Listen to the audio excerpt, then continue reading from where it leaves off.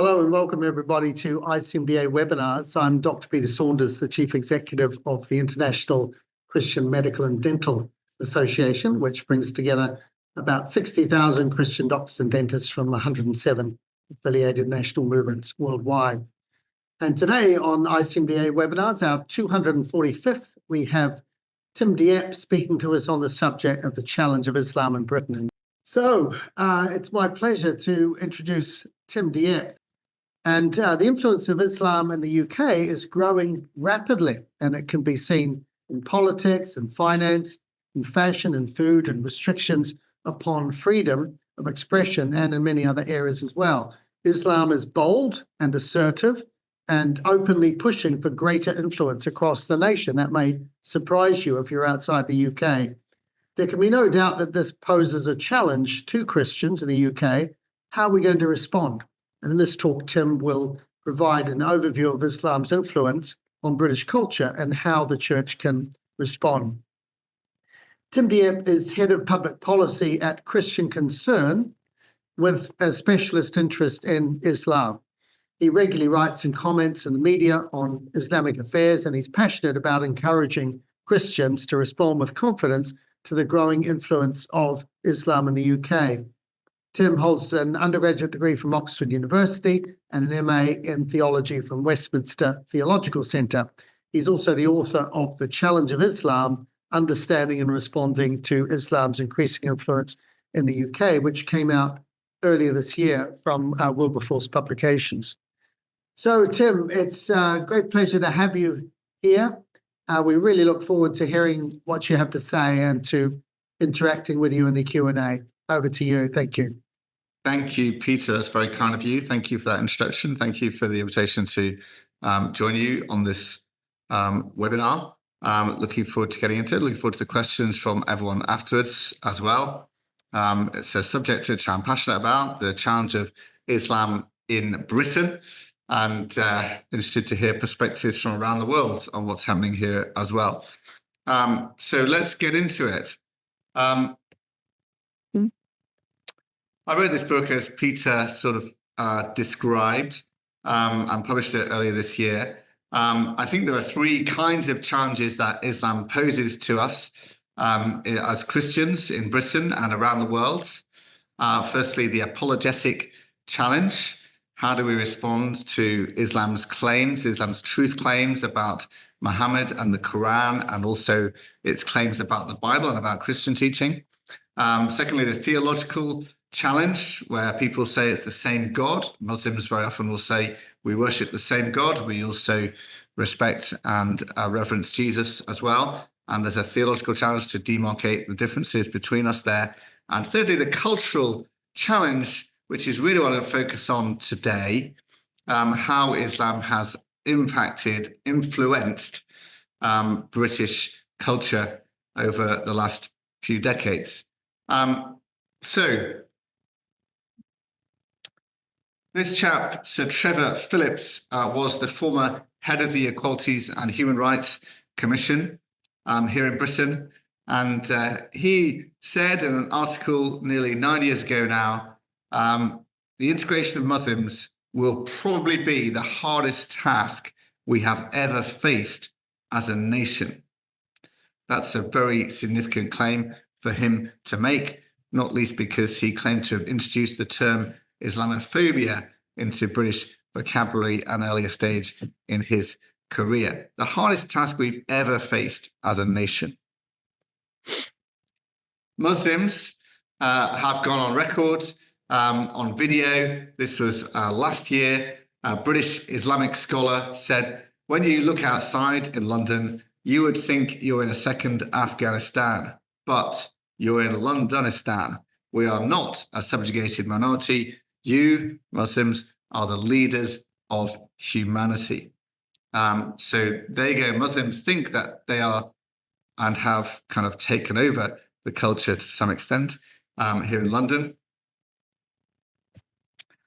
Again, here in London last year, there was a debate about what's happening in Gaza in our parliament, and a massive protest by pro-Palestinian Muslims attempted to blockade Parliament and force a lockdown of the building. They openly said, we want so many of you to come that they will have to lock the doors of Parliament itself. And they projected this genocidal chant from the river to the sea, Palestine shall be free, onto Parliament itself. No action was taken by the police against any of the protesters, but the Speaker in Parliament broke with parliamentary convention in his handling of the debate because he said there were significant safety concerns about MPs in that debate. So we had a break of parliamentary convention because of Muslim protesters outside Parliament. Parliament didn't function as it should. Our British Parliament didn't function as it should because of safety fears, because of Muslim protesters outside Parliament. This was just last year.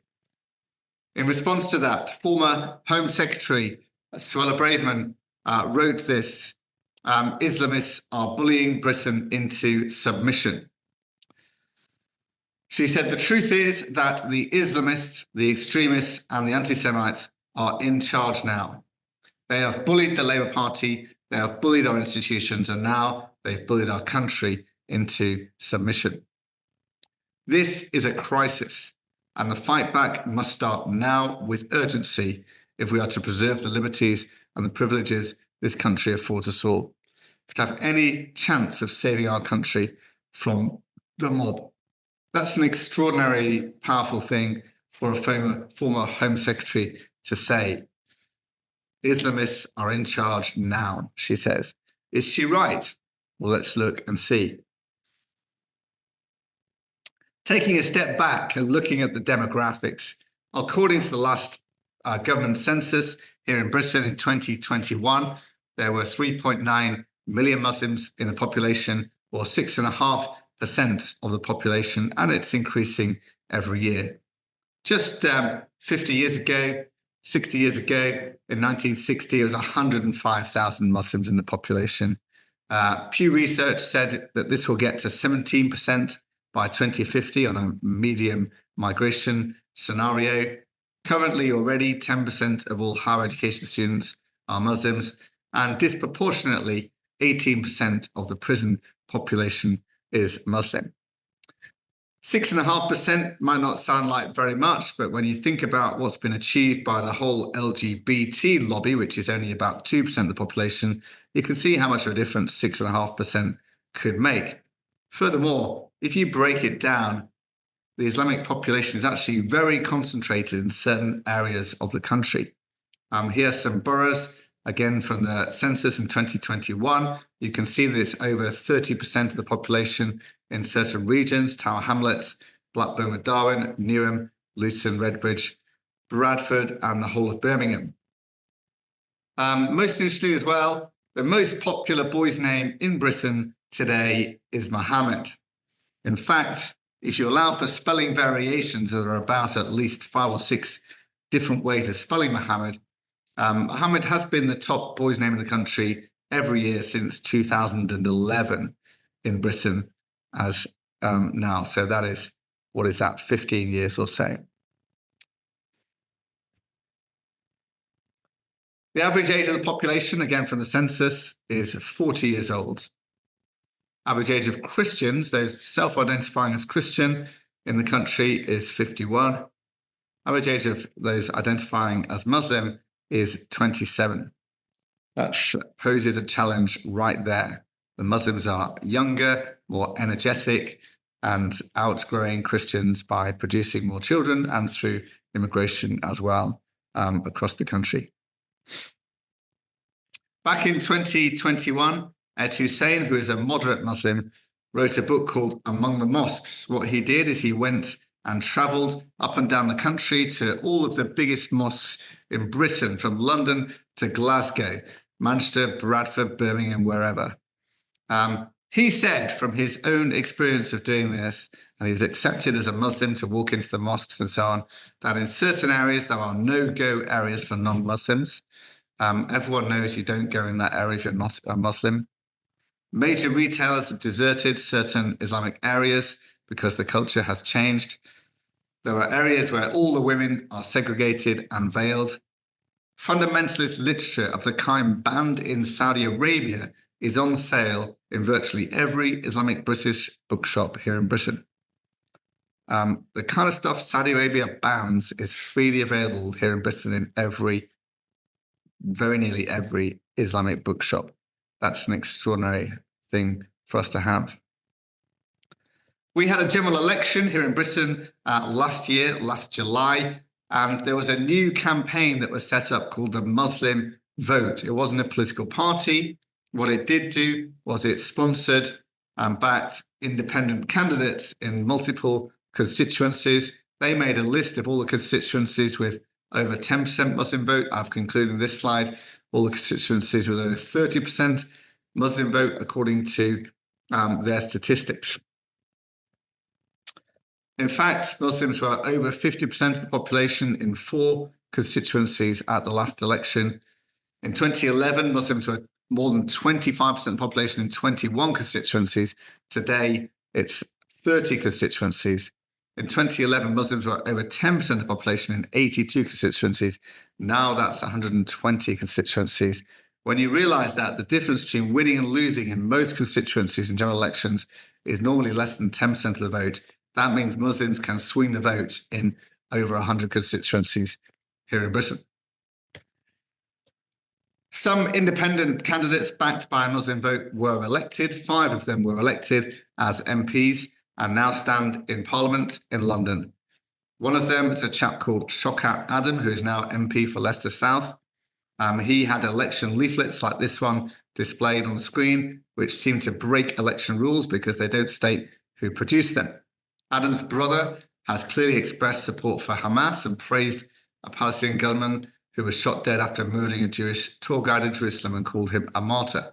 Another supporter of Shaukat Adam, Mr. Majid Freeman, has been charged with encouragement of terrorism and convicted of public order offence during Leicester riots. Another candidate for Muslim vote who didn't get elected was detained under the Terrorism Act in January and previously paid damages for defamation to a young teacher. Shows the kind of people that were getting elected here. This is another chap who is now an MP in our Parliament in London, MP for Dewsbury and Batley. He told hundreds of worshippers at an event to follow the teachings of the Prophet and vote for him just days before the election. He said to voters, if you fail to vote, Allah will ask them, I gave you this blessing, what did you do with it? And said Muslims had a duty to vote for just representatives and gestured to an imam next to him before saying, with the ulema as my witness, I promise to try and be that just representative. There are election laws here in Britain that say you can't use religious influence in order to persuade someone how to vote. Particularly, you can't say if you're a good Muslim, you vote this way, if you're a bad Muslim, you vote that way. He seems to have breached those laws and now is an MP. Muslim Vote actually claimed that 50 candidates that they endorsed won seats at the general election. 50 MPs who backed their demands in our Parliament, which has about 660 MPs altogether. The demands of Muslim Vote include recognising a Palestinian state, ending military ties with Israel, allowing Muslims to pray at schools, adopting the APPG definition of Islamophobia, which I'll talk about in a minute, having Sharia-compliant pensions at every workplace, and removing the law, the undue spiritual influence law, which one of those candidates appeared to have breached in his election. This chart is very telling. It shows the portion of Muslims in a constituency on the left-hand side and how much Labour lost their share of the vote. You can see a very, very high correlation there, almost one-on-one correlation. The more Muslims in the constituency, the less people voted for Labour. Labour lost a massive vote share from Muslims in the last election, most of it going to Muslim vote candidates. In fact, Labour got only about 20% of people in the country voted for Labour, even though they got a landslide victory. This is because Reform split the Conservative votes and various other reasons as well.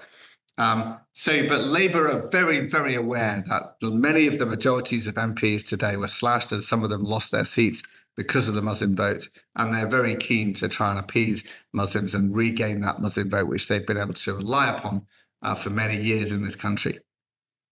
In the UK, we do have a local council that is already controlled by a Muslim political party. The party is called Aspire.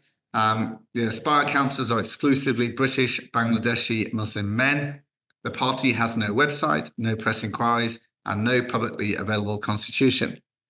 The mayor of Tower Hamlets, Lutfar Rahman, was previously found guilty of bribing local media, instrumentalizing grants to promote his campaign, and exerting, again, this same offence, exerting undue spiritual influence by using imams to persuade Muslims to vote for him on pain of not being a true Muslim. He was the first person to be convicted of that offence for probably hundreds of years, exerting undue spiritual influence.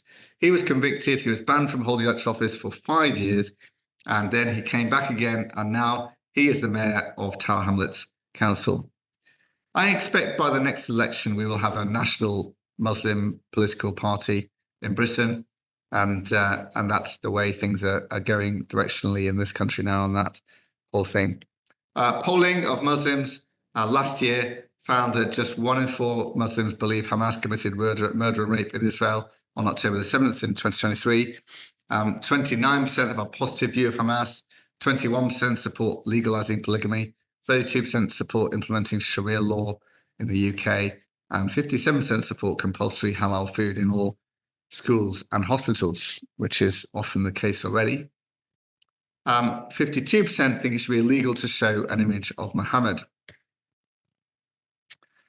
Education is often a key cultural battleground, and it is the case with Islam that Islam seeks to influence our education system. This primary school was named the best primary school in England in 2017. And then they had some Muslim pupils who were wearing hijabs even under 8 years old in the school. So the school banned this from happening. It's actually a very radical Islamic view to require the hijab at such a young age before puberty. Nevertheless, they found massive coordinated campaign of bullying, harassment, intimidation. And when they asked the government to support them, the government didn't do anything. And so they backed down and allowed all these girls to wear the hijab. And it transpired in the media that over something like 150 schools in the country make the hijab compulsory in their school uniforms. In Parliament, there is an APPG on British Muslims. This is them praying at one of their meetings. Halal food is on sale in many of our major retailers, often without it being labelled as such. In fact, halal is a big industry in the UK now, and it's exported from here as well. We had an international investment summit here in Britain, inviting people from all over the world to showcase, quote, the best UK produce, 100 business leaders, and the information pack said the main summit menu is halal. This is showcasing the best of British. So we have halal food at our government-sponsored international investment event just last year. We also have major Islamic fashion shows, while women are risking imprisonment and so on for not wearing a hijab. We have fashion shows promoting hijabs here in London. Massive Eid festivals. This one claims 350,000 people attended a festival for Eid in London last year, I think this was. There are no Christian festivals that compare with that number anywhere like that number. Some Christian festivals have tens of thousands of people. No Christian festival has anything like hundreds of thousands of people in it. So this is the biggest religious festival in Britain by a long way. And that's indicative of the culture. Last year, at one of our major train stations in London called King's Cross Station, the time, arrival and departure displayed hijab of the day. Hadith of the day, getting it wrong. There it is there on the image there. And until there were complaints about it, that carried on and was stopped after complaints and it got into the media. The point is that they've never ever displayed a Bible verse of the day, not on Easter Day, not on Christmas Day, not any other day of the year. but they were displaying Hadith of the Day at a major London station. These posters are in Britain, but you wouldn't think they would be in Britain, would you? Last year, over Easter, we didn't have Easter lights in London. No, we had Ramadan lights in London. Again, just indicative of the influence of Islam, that people don't care about Easter, but they do care about Ramadan. And so we make a big fuss about Ramadan and nothing is done about Easter now in London. This year in Windsor Castle, one of the King's residences, an open iftar was hosted in Windsor Castle State Apartments for the first time. And the call to prayer was chanted in the cathedral, which says there's no God but Allah and Muhammad is his prophet.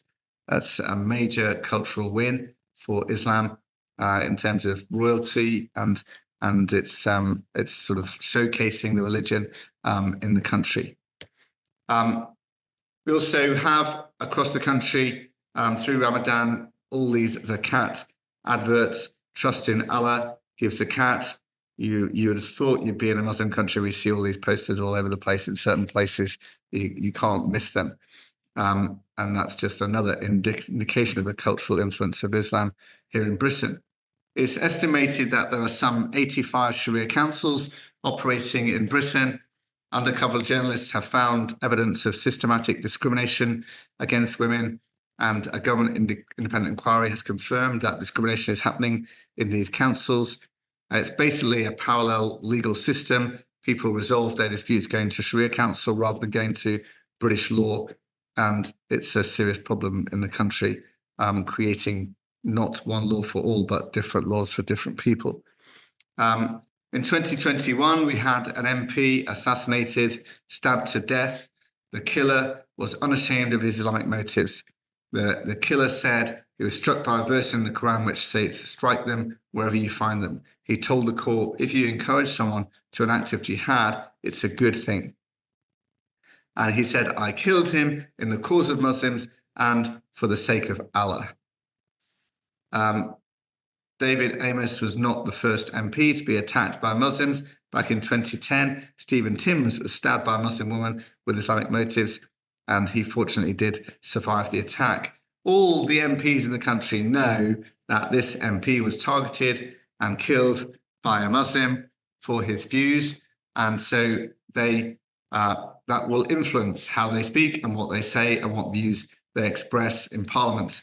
Indeed, before the last election, one MP stood down over Islamic death threats, didn't want to stand again as an MP, cited several serious threats to his personal safety, mentioned attacks by Muslims against crusades, and said that the killer of Sir David Amos had first of all intended to kill him and then ended up changing his mind and going to kill Sir David Amos instead.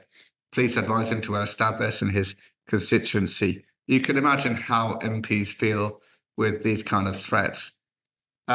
We have Islamic finance here in Britain, or you can call it Sharia compliant finance. It's based on a modern radical interpretation of the Quran. The view is that Muslims can't borrow or lend at interest. That's actually a radical modern interpretation. Most Muslims throughout history and still today are very happy to use interest. In a similar way to Christians, we don't like usury, but we do allow interest. You have Sharia boards with sometimes with extremist links. And if you allow and promote Sharia finance, you find it harder to criticize Sharia family. With something like 6 Islamic banks in Britain, 20 lenders providing Islamic products, Britain was the first non-Muslim country to issue a government Islamic bond. We have a government Sharia bond governed by Sharia law. In fact, we have 2 of them now, and it's regarded as a growth industry. Britain wants to be one of the leaders of this whole area. In prisons, it's been in the news recently as well as before. There's a serious problem with Islamic gangs seizing control of prison wings, imposing Sharia law on prisoners, having punishments like flogging, reports of convenience conversions to Islam for perceived benefits like prayer meetings and halal food, phrases like convert or get hurt used by Muslim gangs, copies of the Quran left on beds of new prisoners to test their reaction. I met someone who went into a prison recently who said a well-known prisoner had converted to Islam, but was scared to get out of his cell because he had not agreed to commit terrorist acts when he came out of prison. That shocked them and disturbed them, as it should. We also have a well-known problem now. It's become international news of Islamic rape gangs. This first was exposed 10 years ago, 2014. You have horrific stories of young girls being brutally raped and abused by Pakistani Muslim men. Stories about turning up at a police station with blood all over me, soaked through my trousers. And they said, "You're just being naughty," to the police. The police said that. She was a child, but we were told it wasn't our business. To the adults, the police were scared of being accused of being racist. That's why they didn't tackle it. It's actually been going on for 40 years, at least, across the country. White British or Sikh British girls are groomed and raped by mostly Pakistani Muslim gangs. Victims in one town alone, 1,500. Something like 40 or 50 towns have now had convictions. And the news at the moment is the government has refused to initiate a national inquiry into this, has said we'll just have some local inquiries. But there's massive pressure on them to change on that. Only last night on our mainstream TV, there was a documentary about this on Channel 4 called Groomed: A National Scandal, which interviews some of the victims and says this is still ongoing today. And still today, the government is not taking the action that it should be taking on it.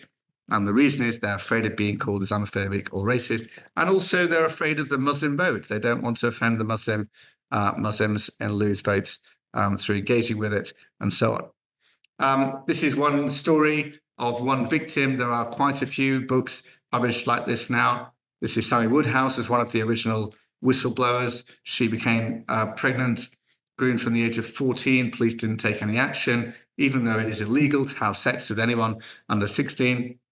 Police even caught her having sex with her abuser, but then charged her with possession of an offensive weapon and didn't charge him, even though he had been caught committing an offence, actually committing an offence.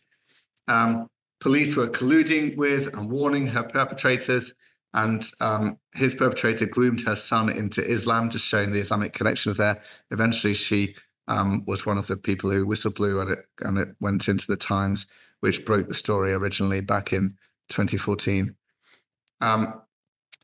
Just last year, a man was jailed in this country for chanting, "Who the F is Allah?" He wasn't accused of any violence, and he's not done any violence either. And he was sentenced to prison for that. Now, nobody has been sentenced to prison for insulting Jesus or the Christian God at all. But if you insult the Islamic God in this kind of way, you risk going to prison. If you put up a chant, anti-Semitic, genocidal chant, "From the river to the sea, Palestine should be free," please do not take any action. If you insult Allah, you get thrown in prison. This is effectively a blasphemy code. Last year, there's a major festival called the Global Peace and Unity Festival. Islamic festival looks very nice, but the booklet handed out had a sort of reclaim the dictionary thing and said, say resistance instead of terrorism, because that's what the Palestinians are doing there, resisting, they're not engaging in terrorism. Shows where their hearts are. This chap was sentenced for terrorism offences. He planned to murder a Christian preacher, Hatton Tash, at Speaker's Corner in Hyde Park, and planned to murder any Christians with her and any police or soldiers in the area. He'd considered a gun attack at the Queen's funeral, but decided to target Hatton instead. He converted to Islam aged 18 while in prison. You see what's happening here, that people get up in prison for some reason or other and then convert to Islam and get radicalized and go out and commit serious offences. This chap was killed his housemate, or attempted to kill his housemate, and was sentenced for terrorism. The judge said when you attempted to kill him, it was also intended to punish him for converting to Christianity, because that's not permitted by your Muslim faith. Well done to the judge for recognizing that and stating it plainly. You probably know that apostasy or converting from Islam to Christianity does carry the death penalty in all schools of Islamic law. And here's a hadith which says, where whoever changes his Islamic religion, then kill him. And that's what he tried to do. Terrorism in the UK is a problem. The actual counter-terrorism police have done an incredible job stopping it, but they do say the primary threat in Britain comes from Islamist terrorism, which is about 67% of attacks and 75% of their caseload.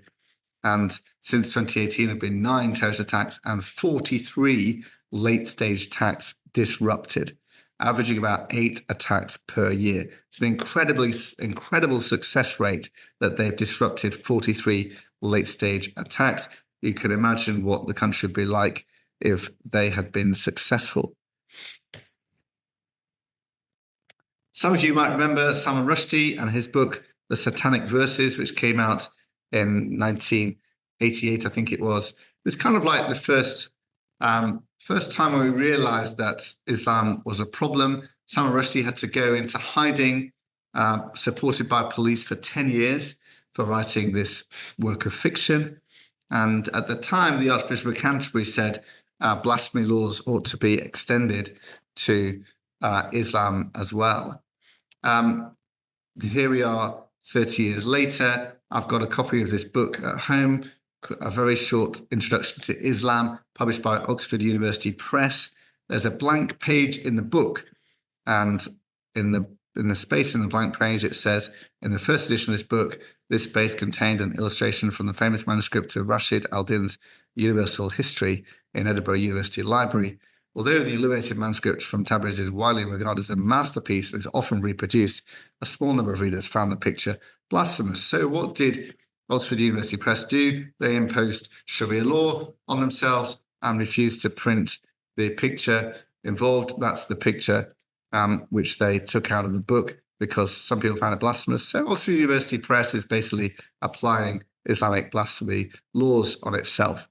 I mentioned the APPG definition of Islamophobia earlier as one of the Muslim Vote's demands. The definition says this: Islamophobia is rooted in racism and is a type of racism that targets expressions of Muslimness or perceived Muslimness. I hope you can see many problems with that definition just from reading it. Islam, first of all, is not a race. So Islamophobia should not be described as a form of racism. And then it talks about expressions of Muslimness, whatever that means. That could mean what Muslims are wearing or what Muslims practice or Muslim beliefs, or perceived Muslimness. Well, that means anybody who accuses you of being Islamophobic, by definition, you are Islamophobic because it's been perceived as Islamophobic. It's an extraordinary definition. It's been accepted by several mainstream political parties, including the ruling Labour Party here in Britain has formally accepted this definition.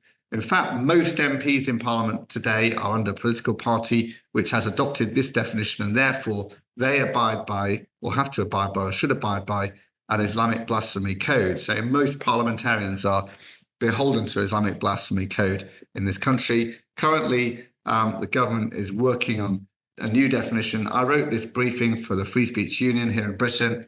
The foreword was kindly written by Richard Dawkins. And there's the political parties and several local councils that have formally adopted this definition as well. The government has set up a new working group tasked with drawing up an official government definition of anti-Muslim hatred and Islamophobia. And Dominic Grieve, who wrote the foreword to the APPG report proposing that definition, is chairing that council. And the other people on the committee are all Muslims.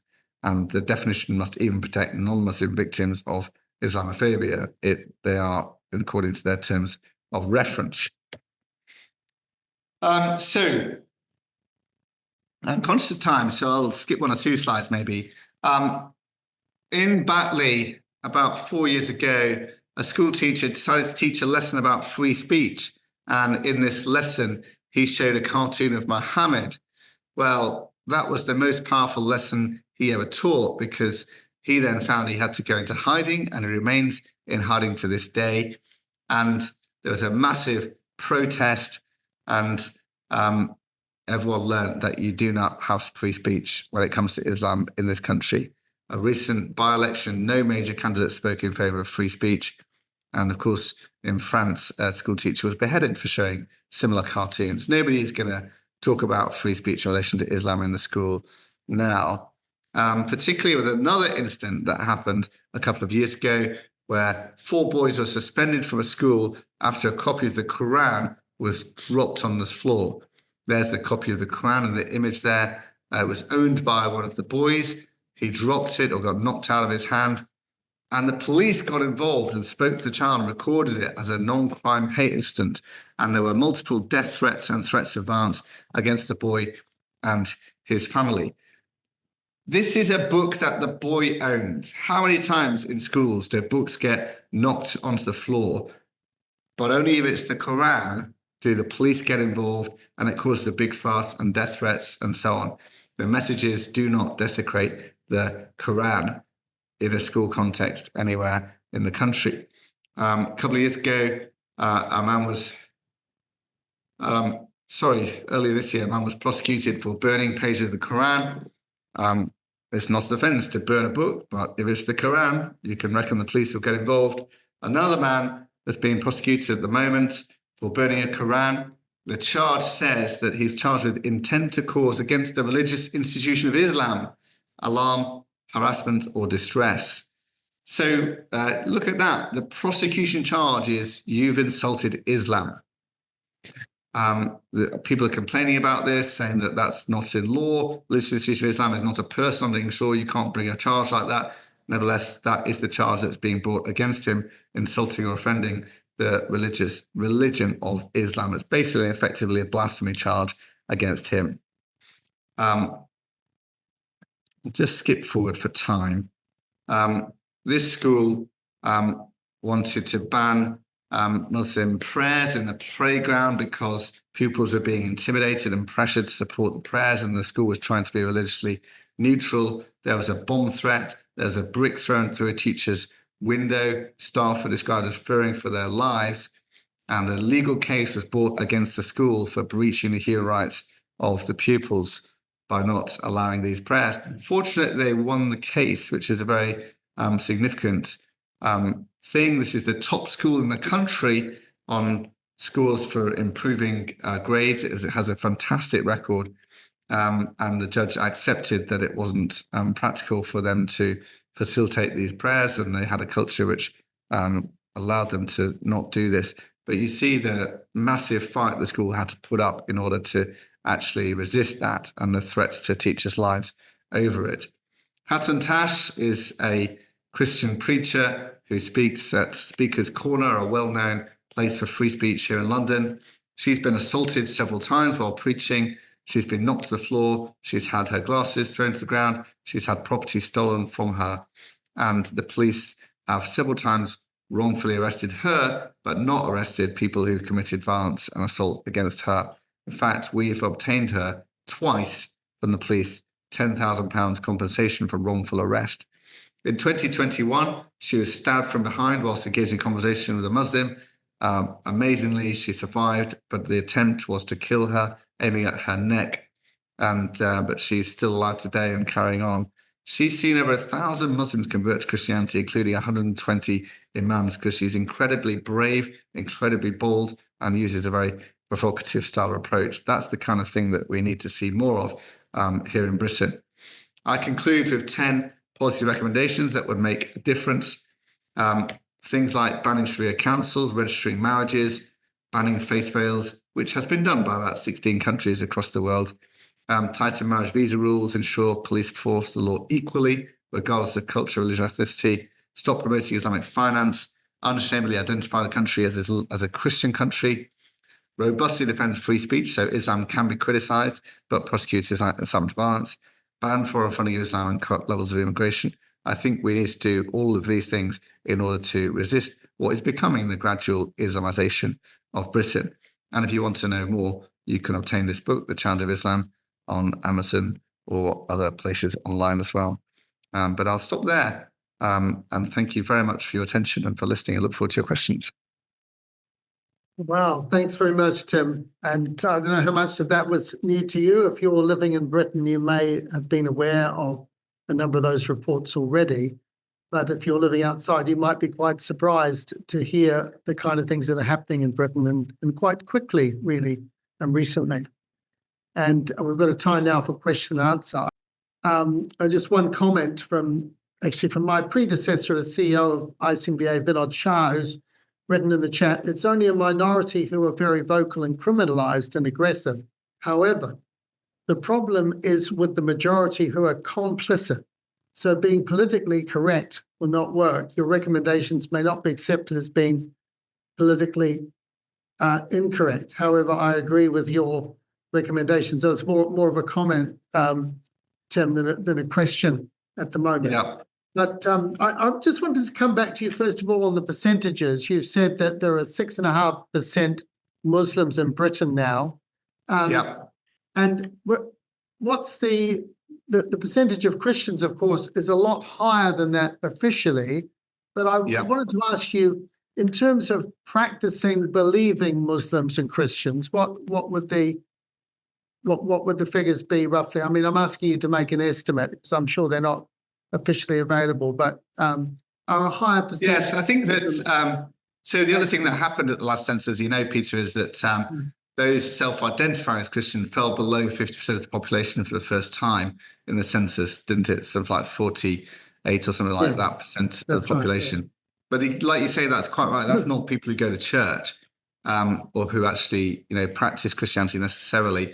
I think regular church attendance is maybe about 6% of the population here in Britain. But there was an encouraging survey recently called the Quiet Revival that showed that people going to church at least once a month had risen quite sharply amongst Gen Z, 18 to 24 type age range, that gone up 150% or something in the last 6 years.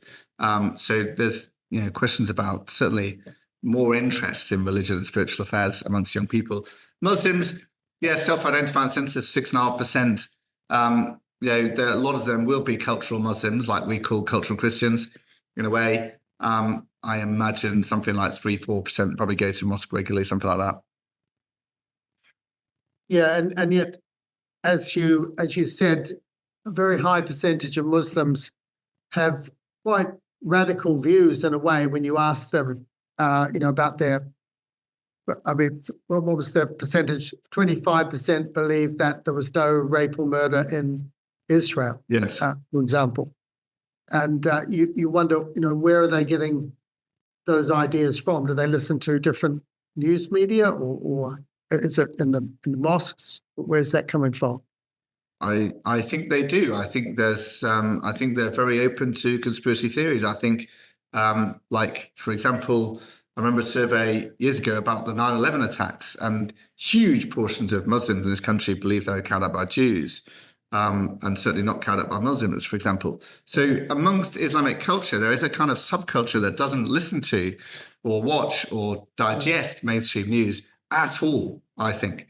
I think they only really digest it from within their own culture and have their own social media and so on. It's called cyber balkanization, isn't it? When you only digest stuff that sort of reinforces your own views. And I think within that community, then there is, you know, a lot of openness to sort of semi-conspiracy theory type of things or actual conspiracy theory type of things where they just disbelieve what everyone's saying and they don't look at the evidence and they just think, no, this must be false because these people are Muslims and therefore they must be good or something like that. Yeah. You said the ruling Labour Party endorses the all-party parliamentary group definition of Islamophobia, and also that a lot of Labour MPs had signalled a certain view on Palestine, if you like, when it came to the last election. And yet, ironically, the Muslim vote seems to have gone against Labour in many constituencies in the UK.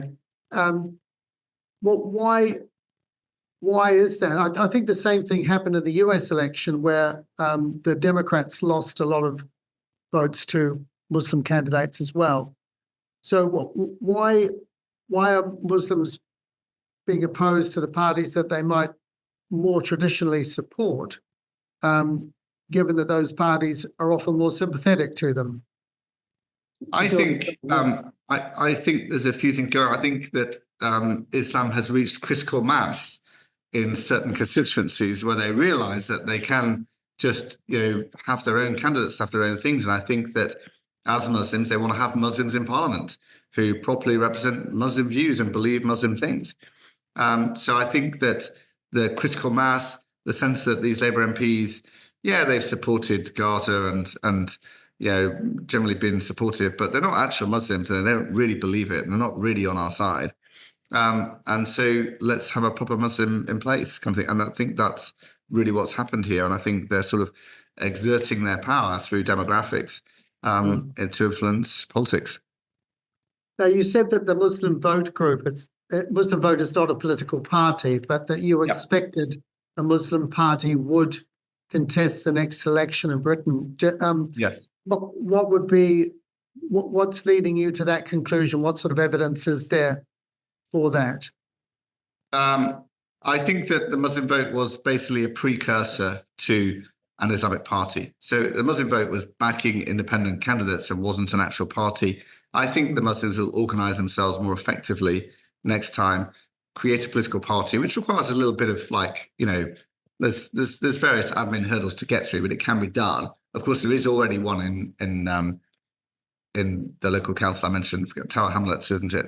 Yes. I don't think that's got the potential to be a national one. But I just think, like you said, Peter, with the previous question, reaching a sort of critical mass, I think we're reaching that critical mass point where Muslims are thinking, well, why don't we have a national party? Now, we've got the local elections today, Peter, happening in this country. I expect we'll see quite a lot of Muslim candidates endorsed becoming councillors. Then last year we had people saying this was for Gaza when they were elected, and on Green Party ticket or some other party ticket. I expect we'll see some quite radical Muslims elected to councils in certain places in the country when we see the results tomorrow. And I think Muslims are just getting more encouraged that they can influence politics and get people into elected power and develop their own political party.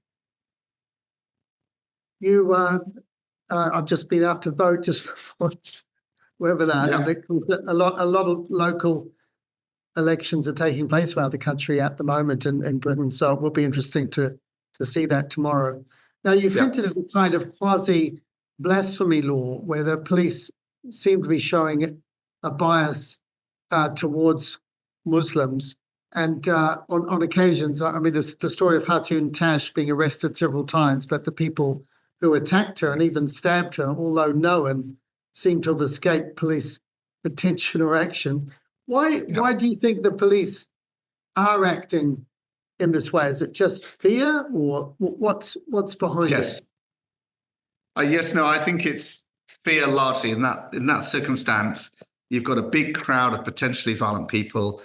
It's easier to get a load of police, arrest Hatun, drag her away, take her out, put her in prison overnight or something like that, and defuse the situation, than to protect her rights and arrest people in the crowd, which could cause the crowd to become more volatile and all of that kind of thing. So they just go with the safety first option of let's just take her out of this and stop this and do that, even though that is not enforcing the law. It's not enforcing the law equally. It's actually a two-tier law system, and they're not protecting her free speech. But that's the actual on-the-ground policy that they adopt, even though we've got them to pay compensation to her once of £10,000 with an apology, second time, another £10,000. I don't think the policy will change. Now, you didn't say a lot in the talk about the NHS, which is the main health provider here. There's a question here. Christopher Blackburn's asking, GB News, he says, reported yesterday that the NHS recommends people should become Muslims for the sake of their health and that staff should avoid Ramadan. Do you think the day will come that membership of a mosque will influence appointment to a job or even treatment? Yes, so I saw that story. I think I know that senior NHS people did sort of encourage staff to be sort of allies of Muslims by fasting during Ramadan. so I don't think they ever mentioned some kind of allyship with Christians, but they do with Muslims.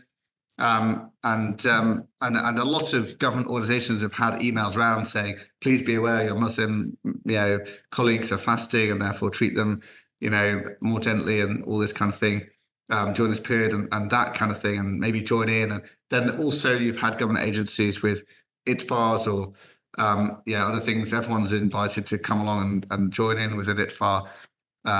In the workplace, this may well be happening in certain NHS contexts as well. I think, going to prisons, huge portion of prison chaplains are Muslim, and that's caused problems and caused Christians to actually be pushed out. So I think in some contexts, it can be the case that Christians are pushed out by Muslims.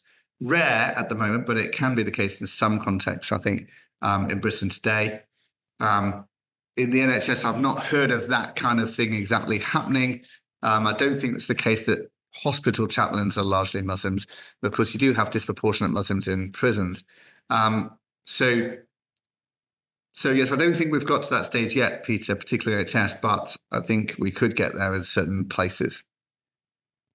Yes, this brings up the question, what can we as Christians do practically? Alison Shine is asking. Of course, we can pray, she says, but what more? Alex Atubi asks, what is there an opportunity here for the church? And what's been the response of the church generally to these demographic and cultural changes? So perhaps comment first on what the response of the church has been, and then the opportunities that you see that brings the church. We should be responding. Okay, so I think, the thing is that the Muslim population is concentrated in certain areas. You go to Birmingham, certain parts of London, Manchester, Bradford, Glasgow, you'll see a lot of Muslims. Churches in those areas are hungry for information. They're hungry to understand. They're keen to learn. They want to learn how to do apologetics to Islam. We've trained people how to do apologetics to atheists. And actually, there aren't very many atheists in our culture. But there are now a growing number of Muslims and people influenced by Islam. And people in those areas are like hungry for that kind of apologetics. I co-wrote a book with my friend Beth Peltiller called Questions to Ask Your Muslim Friends, which is aimed at just equipping Christians to have conversations, be unafraid, be unashamed, and be able to talk to your friends about your faith. And I think there's a hunger for that in those areas. Where you're living in an area which is still very largely white British, people, in a sense, don't believe it's happening, don't think it's relevant to them, can be very disengaged from it and not really see it. But when I hear it, when I give a presentation in those areas, like I gave a presentation on the Isle of Wight last year. The Isle of Wight is very white British ethnically, and somebody came up to me afterwards and said, I knew you talked about Islam and I hoped you weren't going to talk about that, so I don't think it's relevant here. But now you've told me all this stuff, I think, gosh, it's actually relevant for all of us, because it's affecting our politics and affecting our culture broadly, and close to having Islamic blasphemy law and all of that kind of thing. So there's a gradual awakening of terms of people thinking, gosh, this is really something we need to think about and respond to and learn about and so on. And that's encouraging, but it's quite slow moving, if that makes any sense, Peter. Now, you mentioned Hatun Tash, and astonishing, she's seen 1,000 Muslims come to Christ, including 20 imams as well. And I've met Hatun a few times and interviewed her at a conference, actually. She's quite an amazing person and comes from an Islamic background herself. But she's been attacked, she's had to go into hiding and so on. Can you tell us a little bit about the methods she's using in evangelism? Because it's obviously very successful. What kind of apologetics? Well, her testimony, Peter, is that she tried reaching Muslims by saying God loves you, and nobody responded, and she got nowhere. So when she started saying Muhammad is a false prophet, suddenly she found people wanted to talk and engage, and she could have conversations, and they might even invite her into the mosque to have a debate or something like that. And so she's found that being provocative actually earns their respect and provokes them in a sense to challenge, to interact, to say something. So this is what she does. She goes into Big's Corner. She might wear a T-shirt with a cartoon of Muhammad on it. She might have a copy of the Quran with some holes drilled into it to remind them of a famous Muslim scholar who said there are holes in the narrative about how the Quran developed. And she'll openly criticize Islam, and finds that then you get conversations, then you get debate, then you get discussions, and then you get converts. And you can't falter in it. And I think, British culture has tended to be quite reserved and polite and emphasize respect and politeness and all this kind of thing. Here's Hassan coming from a more Turkish kind of culture where she's willing to be a bit more provocative. And that's very, very successful in terms of actually seeing people change religion. And I think British Christians could be challenged to be a bit more provocative, as Jesus was. If you look at how Jesus interacted with the Pharisees in Matthew 23, he was very provocative. You whitewash tombs, you brood of vipers, all this kind of stuff. Sometimes that's the right approach for people, and sometimes that provokes them to really think and engage. Whereas a simple message of God loves you, which is unoffensive, won't do that. Yes, and I think we can lull into a sense that actually being firm, robust, questioning, confrontational even, is unloving, whereas in actual fact, if we look at the pages of Scripture, as you say, it's quite an appropriate approach in certain contexts as well. Maybe the church has got some lessons to learn there. Tim, sadly, we've run out of time. We've got more questions there, but thank you so much for coming along and enlightening us today. Get a copy of Tim's book. It's not that long. I went along to the launch in London and I got my free copy, and I'd read it within 3 or 4 days after that and found it was really, really enlightening and a great read. And I believe it's something of a bestseller here. So it really will give you a lot more information and background to understand what we're facing and seeing how we can respond appropriately to it and let others know in your churches as well. So thanks again, Tim. Thanks to everyone for coming along today. May the Lord bless you. Thank you.